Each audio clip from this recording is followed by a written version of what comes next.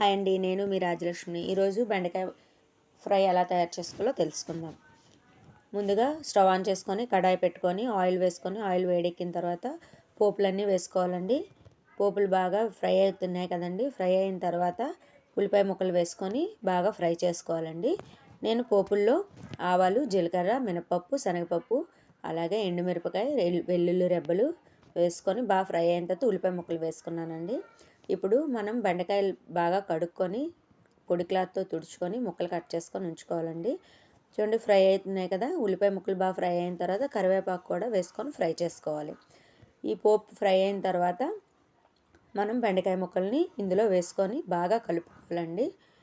ఈ కర్రీ కొంచెం ఆయిల్ ఎక్కువ పడుతుంది. ఆయిల్లో బాగా ఫ్రై చేసుకోవాలి.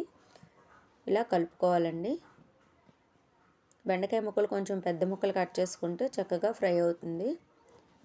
ముక్కలు నీట్గా కనిపిస్తాయండి. ఇప్పుడు జిగురు పోవడానికి కొంచెం పెరుగు వేసుకోవాలి. పెరుగు వేసుకొని బాగా కలుపుకొని ఫ్రై చేసుకోండి. కాసేపు ఫ్రై అవ్వాలండి. చూడండి, ఇలా ఫ్రై అవ్వాలి. కొంచెం ఫ్రై చేసుకోండి. చూడండి, ఇప్పుడు కొంచెం పసుపు, రుచికి సరిపోయినంత ఉప్పు వేసుకొని ఒక 5 మినిట్స్ ఫ్రై చేసుకోవాలండి. చూడండి, ఫ్రై అయింది కదా. ఇప్పుడు రుచికి సరిపోయినంత కారం వేసుకోవాలండి. కారం వేసుకొని కొంతసేపు బాగా ఫ్రై చేసుకోవాలండి. ఫ్రై చేసుకున్నాక చూడండి, ఇగోండి ఇలా వచ్చింది కర్రీ. ఇలా కర్రీ తయారైపోయిందండి.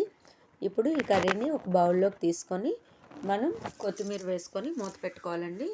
ఈ కర్రీని రైస్తో కానీ చపాతీతో కానీ తీసుకుంటే చాలా బాగుంటుందండి. ఈ వీడియోని మీకు నచ్చినట్టయితే లైక్ చేయండి, షేర్ చేయండి, అలాగే సబ్స్క్రైబ్ చేసుకోండి.